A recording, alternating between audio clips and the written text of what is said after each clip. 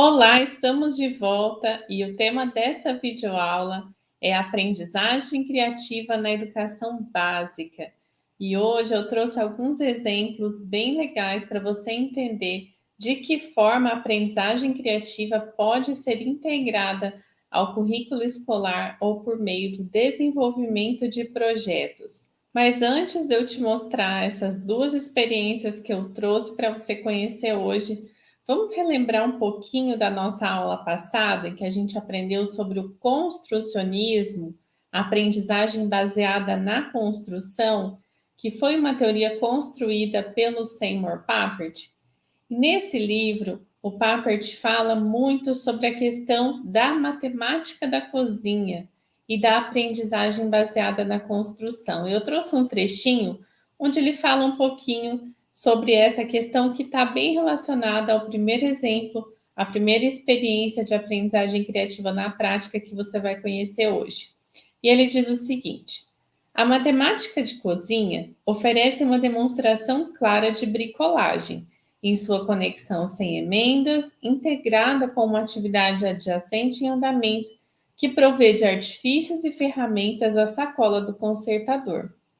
O oposto da bricolagem seria deixar o micromundo da atividade de cozinhar por um mundo da matemática, para trabalhar o problema de frações usando uma calculadora ou, mais provavelmente nesse caso, a aritmética mental. No entanto, o praticante da matemática de cozinha, como um bom bricolador, não para de cozinhar para voltar-se à matemática.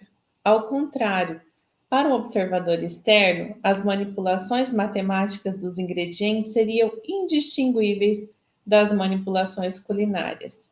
Assim, a matemática de cozinha apresenta qualidade de encadeamento e continuidade que apresentei várias vezes como poderosamente construtora da aprendizagem.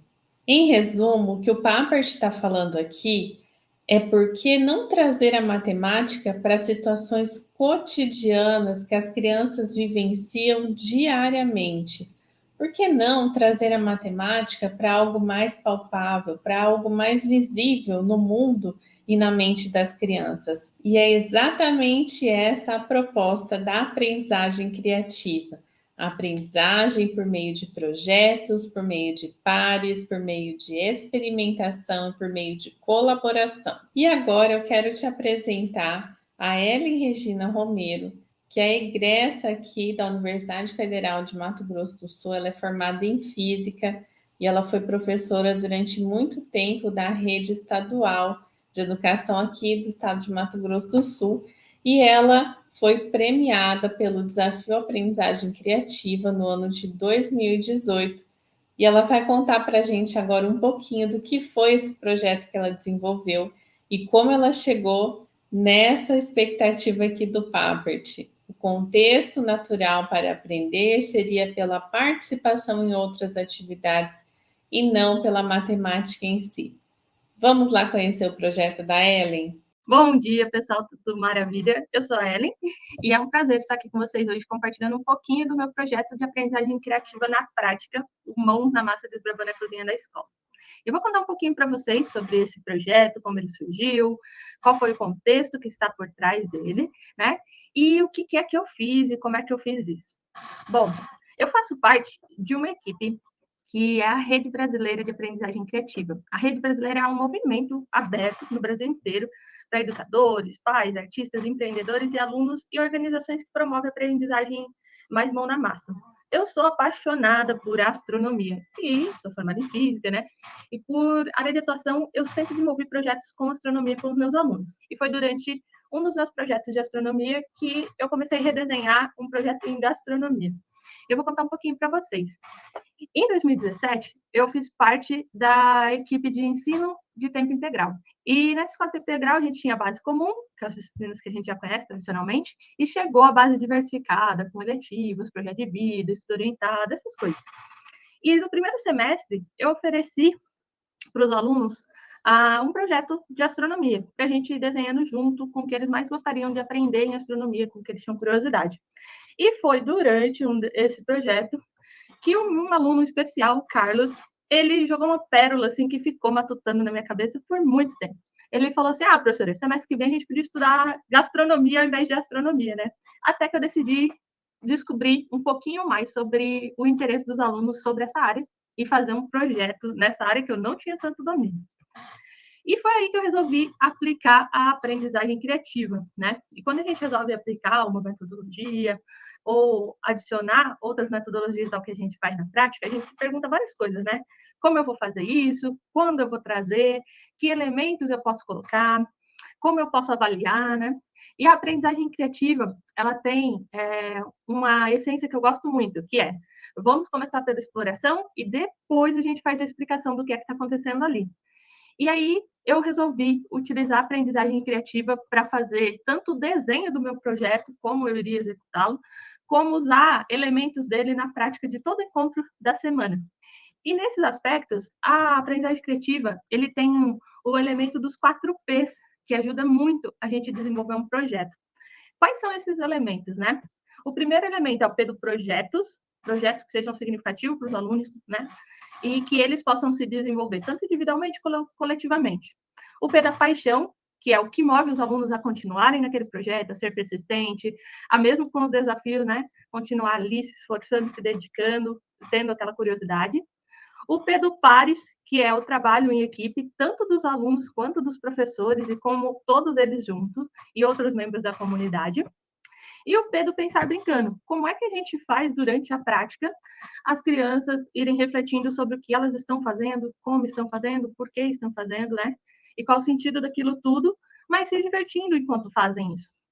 E aí, foi baseado nesses aspectos e na aprendizagem criativa que eu fiz o desenho do Mãos na Massa Desbravando a Cozinha da Escola, baseado nos seguintes eixos. Na cozinha regional, a gente ia focar principalmente em trazer elementos de história, geografia e língua portuguesa para trabalhar com os alunos. No eixo afetivo, aquela cozinha que é mais de vó, de mãe, assim, ia trazer as ciências duras, assim, né, do pessoal. Trazer a biologia, a química, a física. E, no meio disso tudo, a gente sempre ia dar pinceladas, né, de matemática. E eu descobri que tinha vários alunos que tinham esse interesse. Então, para poder selecionar os alunos que mais tinham interesse sobre participar desse projeto, eu propus que os alunos escrevessem cartas. E aí eles deixavam as cartinhas na caixinha e nós tínhamos uma equipe de avaliadores. Essa equipe de avaliadores eram nós, os professores do projeto. E a nossa avaliação era mais no sentido de conhecê-los. E aí a gente começou a desbravar alguns momentos, né? Comida regional, arroz carreteiro, algumas coisas que eram típicos, né? Igual a época da Páscoa. Aqui também, momento deles trabalhando, né? As medidas, pesos, formatos, sempre com um sorriso no rosto. Era incrível como aquela aula fazia, né? A cozinha da escola ser um lugar bem diferente.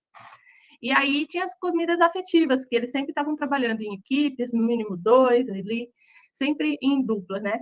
E alguns momentos especiais, como criarem os próprios bolos e também fazer o bolo de aniversário da escola.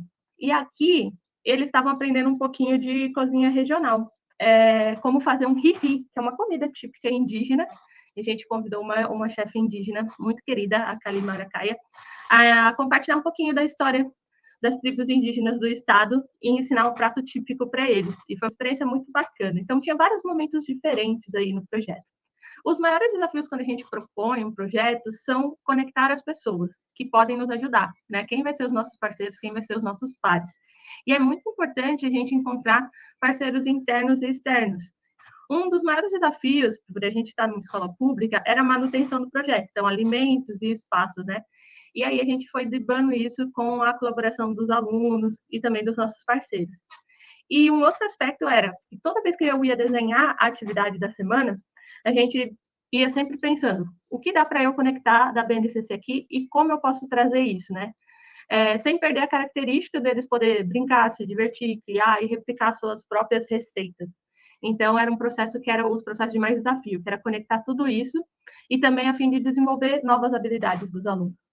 Mas os resultados eram incríveis. Eu tive alunos que participou comigo durante os 3 anos do projeto inteiro, E eles estavam, assim, do começo ao fim, você vê uma evolução muito grande, principalmente na autoestima dos alunos, né? Alunos que viam o projeto inicialmente como hobby, depois se transformaram em projeto de vida, e hoje já está no segundo ano do curso de gastronomia. Uma mudança muito grande de comportamento, porque nós tínhamos uma turma de alunos que eram muito tímidos, eles não gostavam nem que a gente tirava fotografia, e a maior parte das fotografias nos primeiros anos era só das mãos deles trabalhando. E aí, com o tempo, eles mesmos acabavam fazendo os registros e mudavam de postura, até nas apresentações. Isso foi muito legal. E também o projeto possibilitou um aumento da participação da família na escola. Os pais dos alunos do projeto, eles iam mais frequentemente na escola. Outros resultados aí, né, que são o resultado pelos pais dos alunos, né, que eles traziam para a gente. Nossa, agora meu filho tem mais autonomia, ele colabora nas atividades de casa, não preciso pedir, ele já faz. Por quê? Durante o projeto a gente exerçava, ó, pegamos a cozinha limpa, a gente deve devolver a cozinha limpa. Então, eu não preciso falar, todo mundo vai e sabe o que precisa fazer. Sujou, limpou, arrumou, guardou. E aí, isso eles também acabavam levando para casa, né? E como é que a gente pode fazer projetos assim, né? Eu acho que um dos caminhos é escolha uma motivação sua para começar. Depois, veja as pessoas que estão próximas de você, que têm esse interesse em comum. E ver que, às vezes, a gente vai começar só com os nossos parceiros de pares ali, do ladinho, né? Um professor, o outro. Mas que quando a gente começa, outras pessoas vão se juntando com a gente. E aí isso vai criando uma rede muito grande de parcerias que, às vezes, a gente nunca imaginou. Esse é um pouquinho do meu projeto. Convido vocês, né, a conhecerem um pouquinho mais da aprendizagem criativa, quem sabe ler o livro do Jardim de Infância para a Vida Toda e conhecer o portal da Rede de Aprendizagem Criativa, que lá vocês vão encontrar várias inspirações para se conectar e conhecer outras pessoas que também estão desenvolvendo projetos inspiradores, como o que vocês estão propondo na comunidade de vocês. E é isso, eu só tenho a agradecer que vocês possam se permitir experimentar e conhecer essa abordagem, que ela não é presa, mas que ela permite a gente se juntar com várias outras. Eu desejo uma ótima jornada para vocês e que a gente possa se encontrar nessa jornada fazendo diferença para os nossos alunos. Muito bacana e inspirador o projeto da Ellen e nos ajuda a enxergar de forma prática como a aprendizagem criativa pode se conectar lá no dia a dia da escola. E agora a gente vai conhecer a experiência da Adriana Souza, lá de Vitória da Conquista, da Bahia. Ela veio aqui contar para a gente também um pouquinho da experiência dela lá com matemática criativa. Vamos conhecer? Olá, meu nome é Adriana Souza, sou professora da Rede Estadual de Ensino da Bahia, onde trabalho com matemática criativa no Centro Juvenil de Ciência e Cultura da cidade de Vitória da Conquista. Os centros juvenis, para quem não conhece, são espaços interescolares de formação complementar em que os alunos do nono ano ao ensino médio que estão matriculados nas escolas regulares da rede estadual podem frequentar e participar dos cursos e oficinas elaborados pelos professores do centro juvenil. Esses cursos são elaborados a partir das necessidades e solicitações dos próprios alunos para que eles possam vivenciar atividades diferentes das propostas que estão na escola regular. Entre essas oficinas está as geonecas, né, a oficina das geonecas, que surgiu da necessidade desses alunos no estudo da geometria. Então, os alunos, quando nós fomos para as escolas, uma das dificuldades que eles relataram foi o estudo de geometria. A partir dessa dificuldade, nós elaboramos a oficina das geonecas. Essa oficina tem como desafio a confecção de roupas de bonecas, toda a indumentária da boneca, a partir de figuras geométricas. Então, os moldes dessas roupas têm que ser figuras geométricas. E não são utilizados nem linha, nem agulha, nem cola para a construção dessas indumentárias. Os conteúdos elaborados, né, os conteúdos abordados nessas oficinas são relacionados às figuras geométricas, características, diferenças entre as figuras geométricas planas e espaciais, a construção dessas figuras planas, né, os moldes das roupas das bonecas, cálculo do perímetro, cálculo da área de cada figura elaborada pelos alunos. Lembrando que cada série que for trabalhar, nós podemos aprofundar ou adaptar o conteúdo abordado para que possa, por exemplo, atender às necessidades do aluno do Fundamental 1 e também atender às necessidades do Fundamental 2. Então, de modo que seja uma atividade, como nós chamamos na aprendizagem criativa, de piso baixo, onde todos podem fazer, mas teto alto, que todos podem também ir além do que foi proposto. Dentro dessa linha, também podemos explorar esses conteúdos matemáticos no ensino médio. Então, a gente também pode trabalhar os mesmos conteúdos relacionados aos ensinos fundamental 1 e 2, mas também podemos aprofundar com áreas de figuras planas, por exemplo, que não foram exploradas nos ensinos fundamental 1 e 2, e também podemos trabalhar noções de estatística, como moda, média, mediana, a partir de situações reais. Por exemplo, quando é que nós dizemos que alguém, né, alguma roupa está na moda? O que quer dizer isso? Né? Então, esses conceitos que nós ouvimos no dia a dia são conceitos matemáticos. Então, puxamos essas abordagens para a oficina.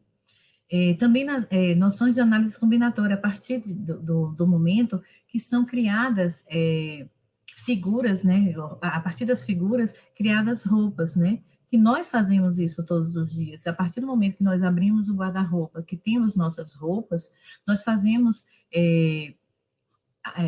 na prática, né, esses conceitos de análise combinatória. Lembrando que a profundidade é de acordo com a série que se é trabalhada.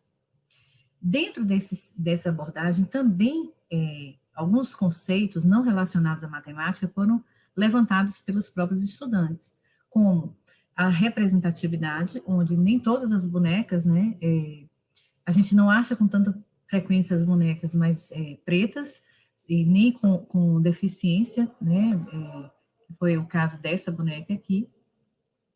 E isso já é uma dificuldade que nós temos para atender as necessidades, né, a representatividade desses estudantes. Também foram abordados, a partir das discussões deles próprios, problemas como a anorexia e bulimia e a busca do corpo perfeito. Né? Então, por que as pessoas tendem a buscar, almejar algo relacionado na mídia, por exemplo? Então, os efeitos da mídia também no nosso comportamento. Alimentação e corpo saudável. Qual a relação entre a alimentação e o corpo saudável? O armário cápsula e consumo sustentável, quer dizer, a escolha de roupas específicas, a quantidade de roupas específicas para uma determinada estação, faz com que também nós reflitamos sobre o consumo sustentável, a customização de roupas, reaproveitamento também de algo que muitas vezes fica lá guardado e que a gente não usa.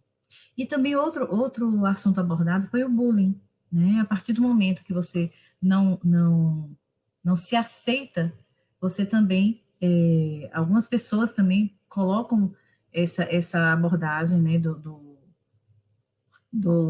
você não aceita o outro, você faz essa discussão sobre o bullying dentro da sala de aula.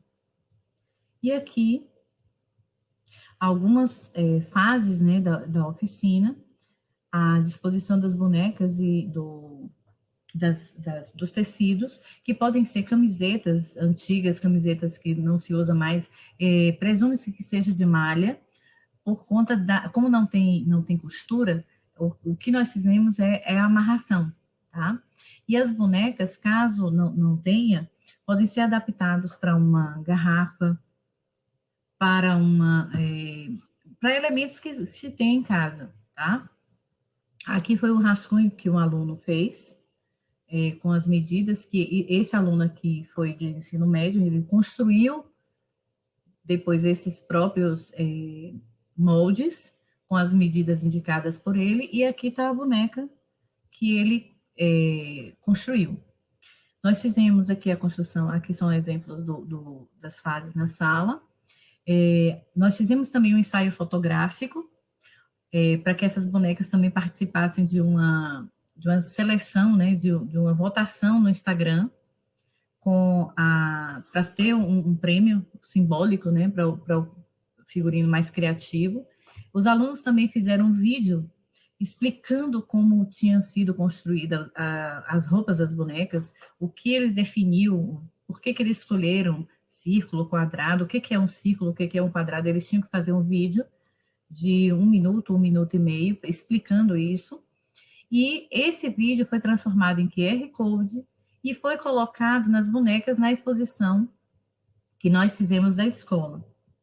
Nessa exposição, nós podemos colocar essa opção para que os alunos pudessem visualizar os vídeos com a explicação de cada um.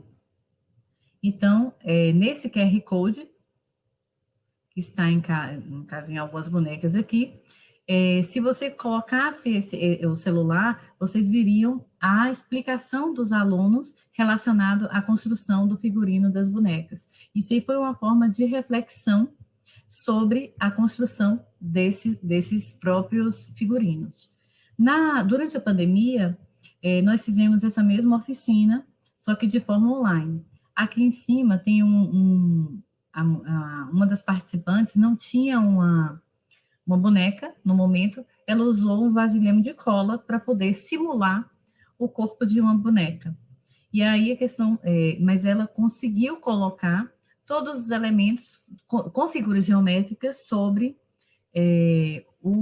no contexto que a gente queria. Então, ela utilizou círculo, e soube explicar esses contextos. Embaixo aqui está o endereço, para que vocês possam visualizar. E aqui estão os meus contatos. Então, qualquer dúvida, estou às ordens. Muito obrigada. Muito bacana também a experiência da Adriana. E se você quiser saber mais sobre o trabalho dela, vai ficar o link desse vídeo na descrição. E na descrição do vídeo tem os links para os contatos e para o trabalho da Adriana. E se você quiser ir além do que eu te apresentei aqui nessa videoaula de experiências sobre aprendizagem criativa, e se você quiser saber mais também, aprofundar um pouquinho mais na teoria, eu deixei no slide algumas dicas bem importantes.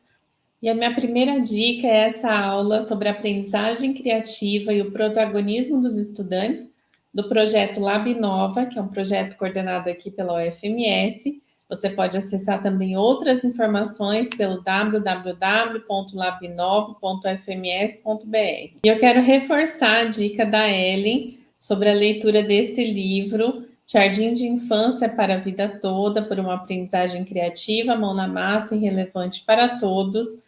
Esse livro está nas nossas referências obrigatórias deste módulo, um livro que foi escrito pelo Mitchell Resnick, e é um livro imperdível e muito importante para a gente entender todo esse histórico da aprendizagem criativa e também conhecer experiências de crianças que tiveram suas jornadas, suas trajetórias transformadas pela aprendizagem criativa também. E nos slides também que ficam na descrição desse vídeo, você vai encontrar o link para esse curso, que é o Aprendendo Aprendizagem Criativa, onde você pode ter acesso a uma jornada de aprendizagem aí, que focaliza e aprofunda os 4 P's da aprendizagem criativa e vai te ajudar a entender um pouco mais dos fundamentos dessa proposta. E mais uma dica de livro, que é esse, Educação Criativa Multiplicando Experiências para Aprendizagem.